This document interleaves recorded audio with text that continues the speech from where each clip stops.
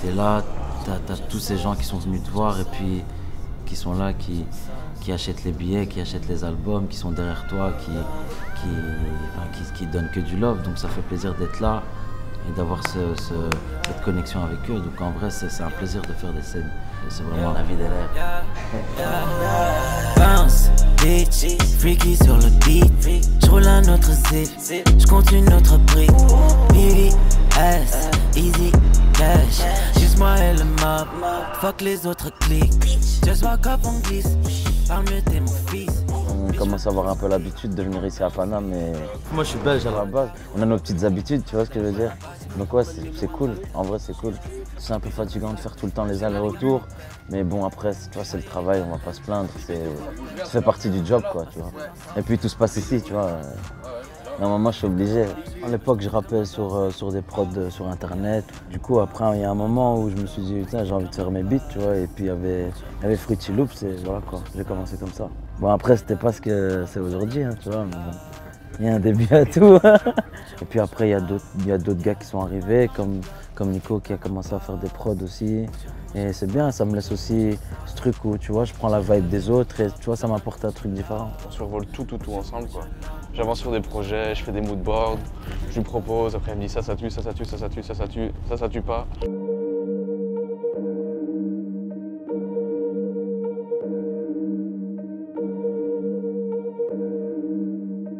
Hamza, c'est pas moi tout seul, pour dire la vérité, c'est moi et Nico, tu vois.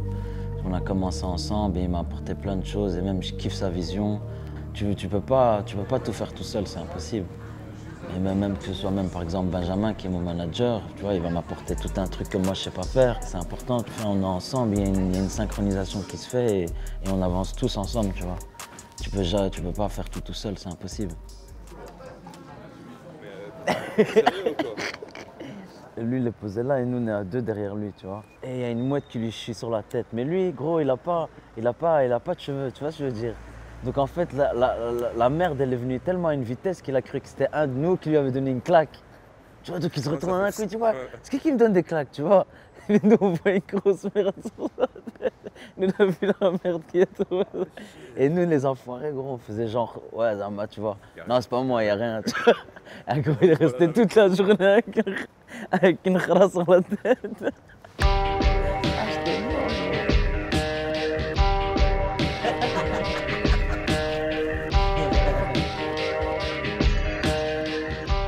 Une séance de shopping privé, tu vois. C'est un peu... Ça fait longtemps que je peux acheter un truc, moi, gros. Ah ouais. Justement, ma mère me dit tout le monde, tu as tout le temps été timide et je te vois comme ça sur scène. Elle me dit comment tu fais, tu vois. Je dis, ah, je sais pas, même moi je sais pas.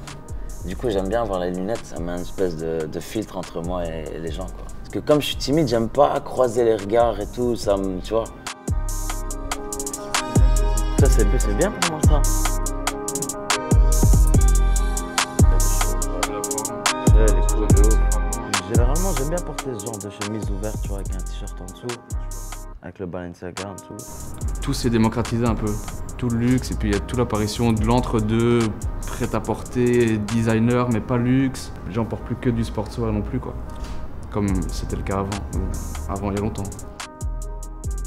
En étant gosse et quand j'ai commencé, ben, j'ai toujours voulu avoir plein de ça, me faire plaisir et tu vois, faire plaisir même à mes amis, à ma famille et tout.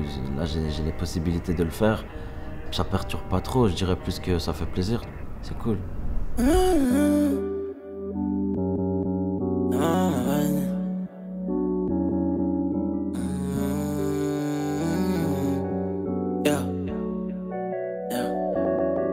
Ta maman m'a validé.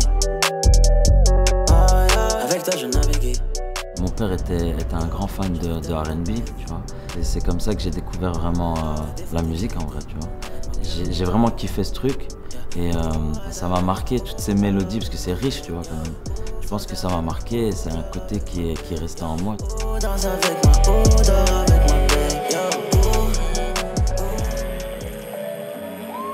Avant de monter sur la scène, j'ai toujours une petite adrénaline, tu vois. Même si que ce soit pour une petite scène ou une grosse scène, mais j'ai tout le temps un petit truc comme ça, tu vois, une espèce de mini boule au ventre. Mais dès que tu montes sur la scène, tu vois, ça disparaît. Cette adrénaline se transforme en force et tu vois, et t'es dans un autre état. C'est bizarre à expliquer, je sais pas l'expliquer.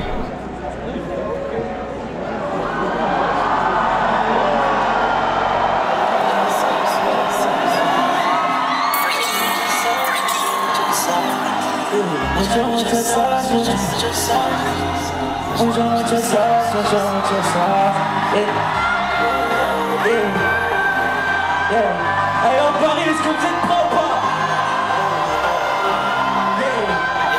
Ok, 1, 2, 1,